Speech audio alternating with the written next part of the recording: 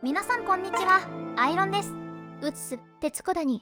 ずいぶん久々になっちまったけいが、今回も FE 覚醒スマブラ縛りやってくだよ。今回は18章を攻略していきます。17章じゃ大陸中央に位置する芝院要塞を攻略しただけど、男だか女だか知らん軍師の策略で指名坂になっちまったって話だっただ。ですので、攻撃を防ぐべく南北に軍を分散させる作戦を黒村は実行します。もっとも、下のバジーリオ隊はま、残念だっただな。それはそれとして、この一帯は火山が多いらしいな。温泉もいっぱいあるだろな。温泉は DLC で楽しみましょうね。さて、ルフレはこの火山に勝機を見出したようですね。敵はひよった州だけだから、火山にまで来るやつは霊波しかいいんだろうって考えだな。でも排水の陣もいいとこだよな、この作戦は。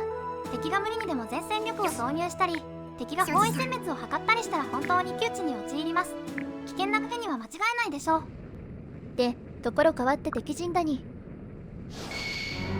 上出ただよ。先ほど述べた敵方の分子ですね。実の妹と戦うってのにわざわざ戦意を煽るようなこと言って嫌な野郎だや。でも劣勢に考えると現場の指揮の確認という意味でこの X 愛の発言の一理あると私は思いますよ。そうかもしれんけどさ、もうちょっと言い方とかやりようがあるら。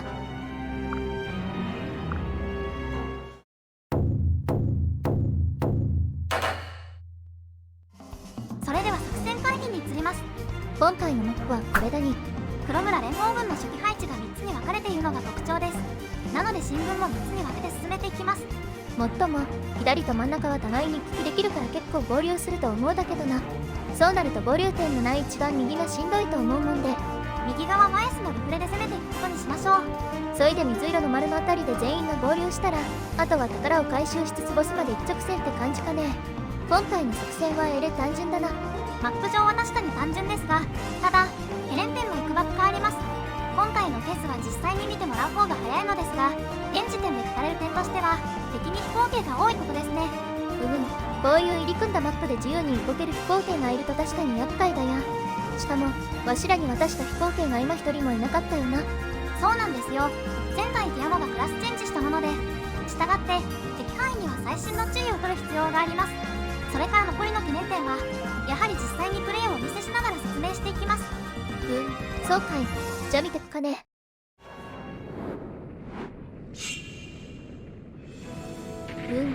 なんだこれは。ご覧のようにこのマットは地面が溶岩に沈んでいきます。そしてこれが懸念点の2つ目となります。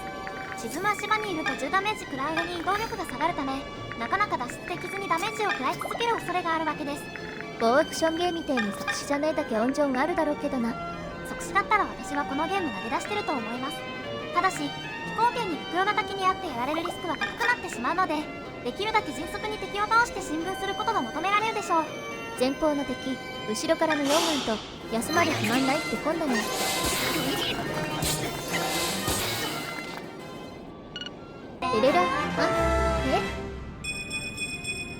これは一石長です。力、技、守備と戦闘に必須の要素が上昇しました。それはそれでよかっただけどさ、さっき言ったのはなんずら新機能として実装されたので試してみたかったんです。新機能実装、まるでわしらがアップデートされてるみてえな話ぶりだや。その通り、声はアップデートしてますよ。ま、その人としては日々成長してるもんで、それをアップデートって言ってるだよな。ふむ、そういうことにしておきましょうか。で、画面に戻ると作戦通り3つに分けて進軍してるとこだに。右側はルフレとクロムのペア1組、中央はルキナが壁になりつつあんなが後ろから援護、左はサーレやロンクとティアモのペアで行くようにしたに。あれ、ティアモじゃなくてロン君は前衛なんだな。耐久とか大丈夫かねとか言ってたら敵の足場も沈んだに。敵も我々と同じ状況に陥ってるんですね。戦いの条件も同じというわけです。それなら地雷原でのデスマッチに似た状況だや。なるほど、敵の火山での戦いを注視するわけだな。それとロン君が大事なのは左側に槍を持つパラディンが最初は来ないためです。まず最初に想定するのはソードマスターとグリコンナイトだけで、おそらくグリコンナイトの攻撃は回避してくれるでしょう。ソードマスターが少し怖いですけど、ロン君なら大丈夫です。ま、今までロン君は多少のピンチなら見せ場に変えてきたもんだ。おっと、今のアンナはヤバかったに。さすがはアンナさん、ラッキー7の効果もあって回避しましたね。で、ロン君も HP まずいに。しかしめちゃくちゃこれで発動します。ここからが本領発揮です。よし、レースか。1回目は振り抜けました。2回目はまとめが一発です。さすがロンキーは分かってるかな。次はドイツだってのがものすごく頼もしく聞こえるや。ちょうどリズのいる場所が沈んでしまいましたね。リズもなるべく戦闘に参加させるつもりでしたが不安になってきました。あれっけ、いつもの支援稼ぎだら。そうです。どうしたものでしょうか。それも考えにあいかんかもしれんけど、今は真ん中の団子になった敵をどっかしようぜ。確かにこちらの方が優先事項ですね。さてこれは左側と共同で倒さないといけないはずなので、まずは左のサーヤ近くのパラディンを削ってロンクからディアゴに前衛を交代させた後、削ったパラディンを倒します。そいで疾風陣ライが出るもんで、ティアモが敵もう一人に攻撃ができるな。ですのでその名前で天使を倒します。しかし残った敵全員が倒しきれんだろうな。私もその可能性が十分高いと思います。したがってここはルキナの魔力の背負いゴーニを倒すだけにしておき、ルキナとディアゴの壁でパラディン2人を受けることにしましょう。リズはまた4眼ダメージ受ける系が、下手に進軍するよりその方がいいだかね。右の後ろはそのまま直進して攻撃し、このターンは終了です。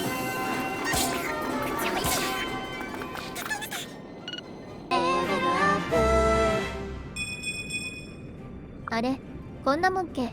カンストが近いとはいえ成長の余地があるので、これは純粋に悪い成長でした。それはそうと、わしも立ってみてみ。やっぱ立ってみると気持ちがいいね。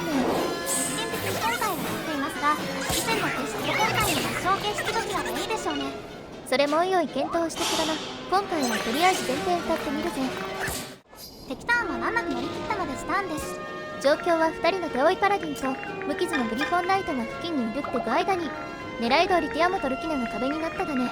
ここからどう動くかということですが、手負いパラディンのチップには自分稼ぎのためにリズがとどめをつけ、もう片方はティアモのとどめだに。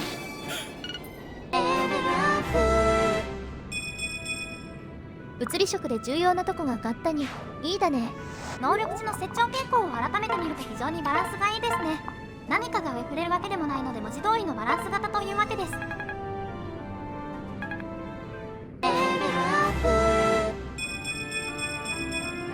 なんだこのバカみてえにいい成長は。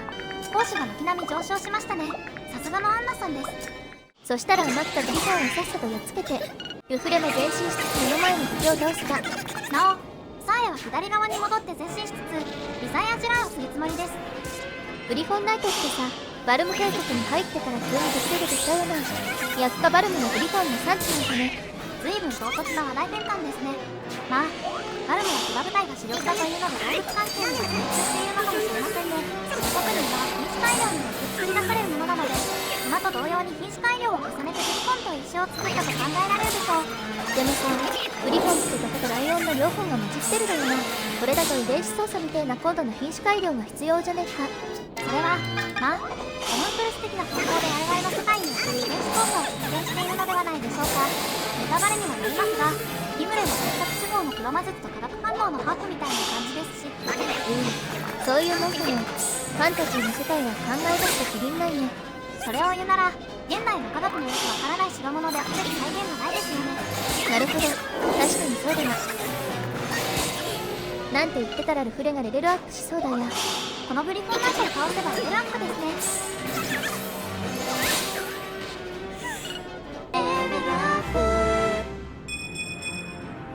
魔力なだけさっきよりかはマシけ。でも似たようなもんか。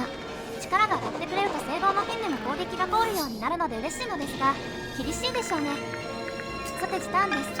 このターンでは左側のサーヤが漏らした敵を倒しつつ奥の敵を釣り出していきます。そういう方針だけが、まずはティアモが目の前のウォーリアに攻撃かね。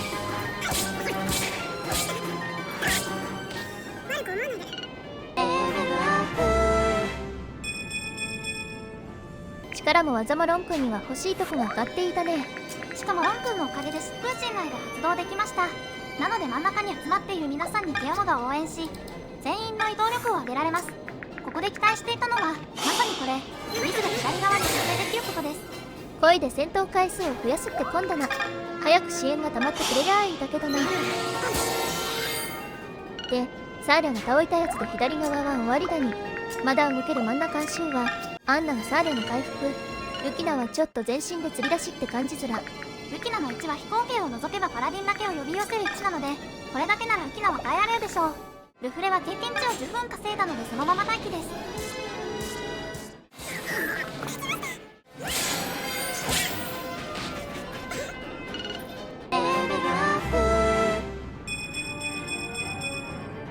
とんでもなくいい成長じゃんか。こりゃますます前に出て戦ってもらわんやったんだね。ルビコンナイトはてっきりルキナに使うものだと思ってましたが、相変わらず思考ルチンが読みにくいです。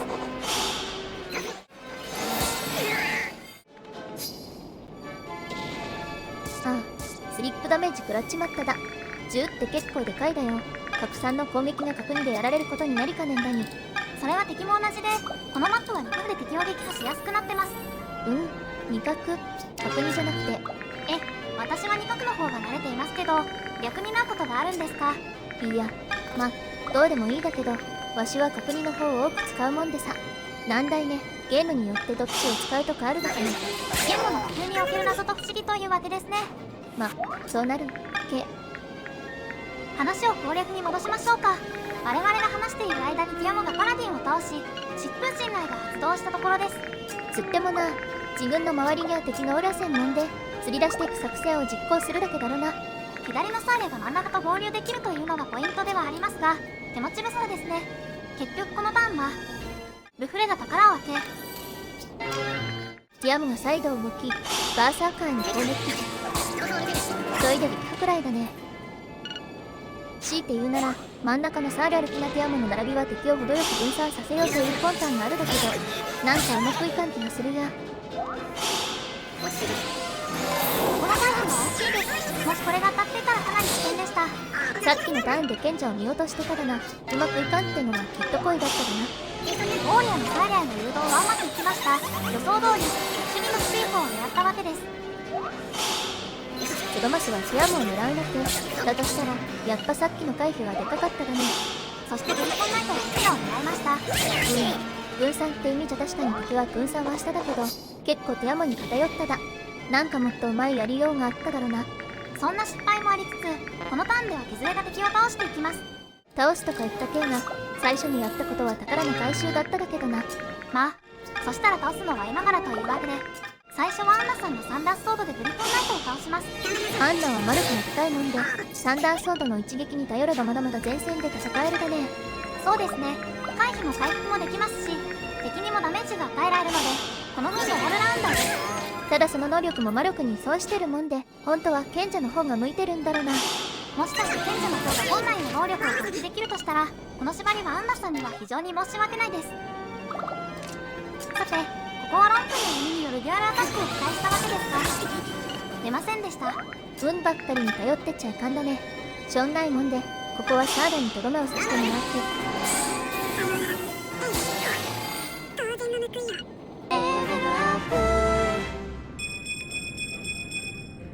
サーリャも両成長系。いいだね。力もついに2桁になりましたよ。いや、別に力は嬉しくないに。それはそうとさっきのターンはティアモの前動かしようがあったよな。そうですね。ティアモがブリコンナイトではなく右下の賢者を倒していたら、サーリャは病院のオーリアを倒せたので、敵からの攻撃を減らすことは可能でした。ところどころにこういう改善箇所があるだね。コンピンだ。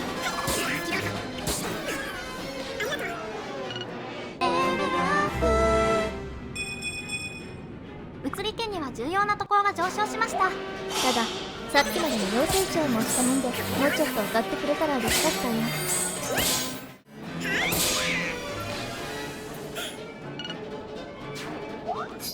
残す敵も賢者1人とボスだけになりました。こっからしばらく重要なとこだけのダイジェストにするでね。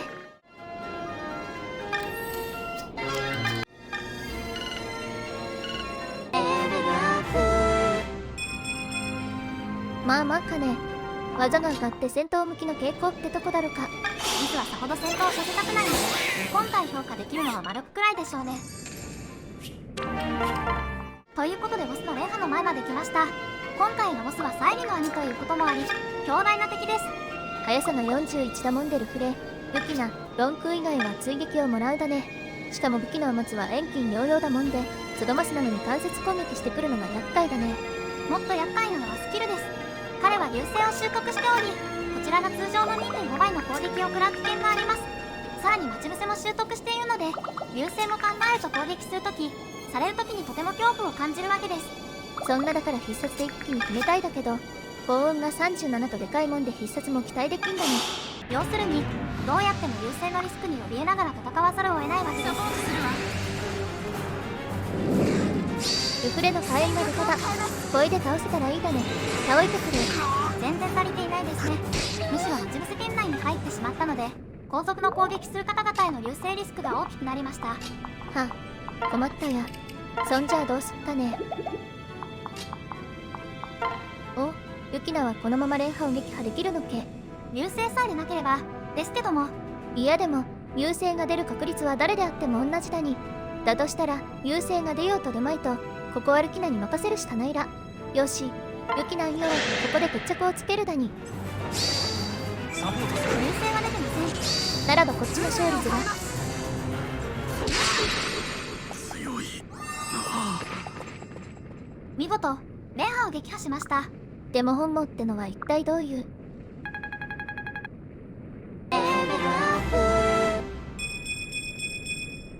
よく伸びるとこが成長しただね。魔法は通常ならば珍しいですが、ユキナに関してはそうでもないですね。これにて18章は攻略完了です。お疲れ様でした。最後が難解ミシンだったな、サイリの兄ちゃん。妹に足ることを望んでいたような、そんな感じでした。うわ、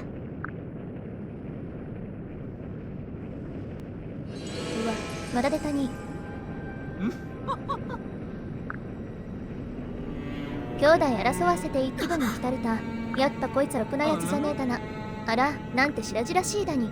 どうも徹子さんはエクセライのことが嫌いみたいですね。私は現場の視察も欠かさない面白い分子として気に入っていますよ。ルフレが戦術家なのだとしたら、エクセライは戦略家という対比にもなっていますしね。性格が悪いのまで対比になってるだけどな。サイリは兄ちゃんとこいつに生かされてた。どういうこった。歴史上肉親が違う勢力同士につくことはよくあることですが、どうもそういう事情でもなさそうですね。サイリを守りたかった。敵対してたってのに。ちょっとよくわからんや。どういうことだろう。南川島で頭悪いって言われてる感じがするに。要するに妹の命を安堵してもらうことを条件に連覇は帝国側についたわけです。したがって3位の解放軍結成はエクセライと連覇の手のひらの上だったのでしょうね。イギリス軍が上陸するまでは。エクセライの考えじゃ、イギリス大陸での戦いがもっと長引いて、その愛さで解放軍も叩いておく算段だったんだろうな。イギリス軍のバルム上陸はまさにエクセライの戦略のノイズとなったわけだな。結果的にエクセライの目論見通り連覇が始末されたってのは気に食わんけんが。おそらく連覇を処分するというのがエクセライの目標であり、イギリス軍はそのために利用されたのでしょう。ノイズとなったイギリス軍を逆に利用できる臨機応変さにエクセライの能力の高さが現れています。で、結局エクセライは言いたい放題言って帰っただ。おしゃべりでおせっかいなうちのばあさみたいなやつだな。そのおしゃべりがこのようにイギリスの精神的打撃になったわけなので効果はありました。ところで今回の実況ではお見せできませんでしたが、連覇戦においてクロムとサイリには特殊な戦闘会話が発生します。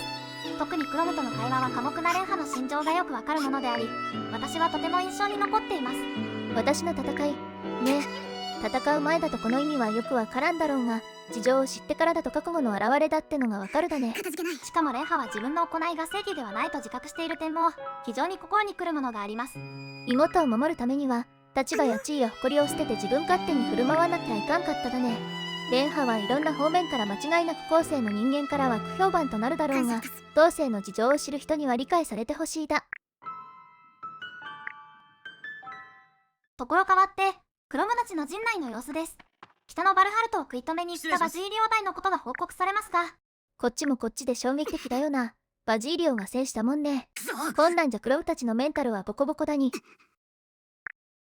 ここでバジーリオに逃がされたフラビアが帰還しました。どうやら傷だらけの重傷らしいです。フラビアは画面上じゃ独立してるもんで、正直傷だらけってのに説得力がないに。このような様子や場面を描写するときは1万円の方が理解しやすいですね。ま、何にせよこの戦いにバジーリオの敵討ちっていう意味も持つようになっただね。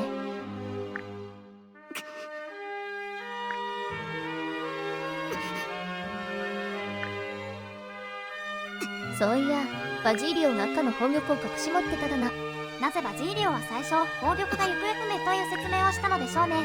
希望であるから口外できなかったのでしょうか。バジーリオがいなくなった今となっては謎だや。よし。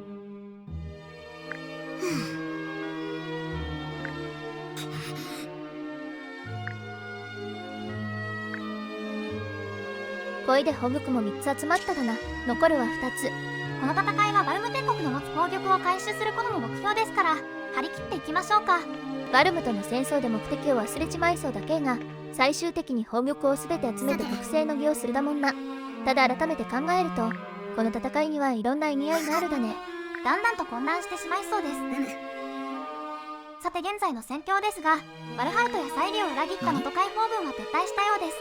帝国最強の剣士であるレンハを我々が撃破した影響はやはり大きかったみたいですね。挟み撃ちの劣勢を打開したってことじゃ。勢いは今まさに我々の方にあるだな。しかし元海本軍の衆は信玄もないのに海本軍に至ってのが驚きだに。そのようなレジスタンスに所属する人は正義感や使命感で士気が高いケースが多いですよね。覚醒のような解放軍は珍しいと思います。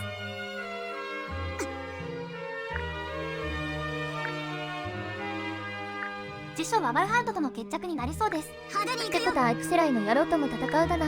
あの野郎はぶちのめさんとはシャー気がすまんだよ。また変な策とかしてくるだろうが、そんなのお構いなしにひねりつぶすだ。というわけで今回の実況はこれにて終了です。ここまでご視聴していただきありがとうございます。今回もクレジット流したら支援会話をお送りするに、ぜひ見てってくれな。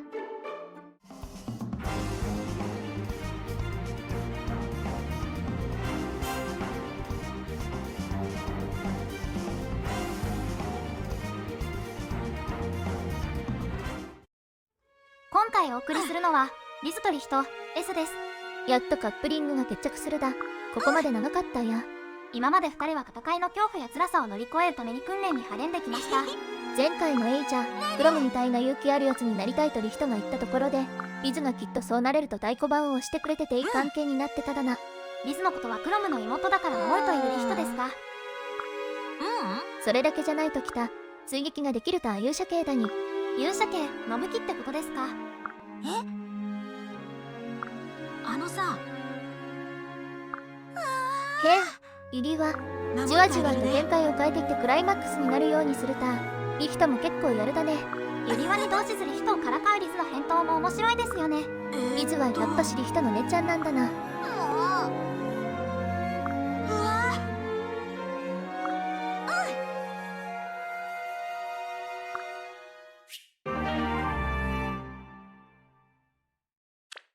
今回の動画内容は以上となります。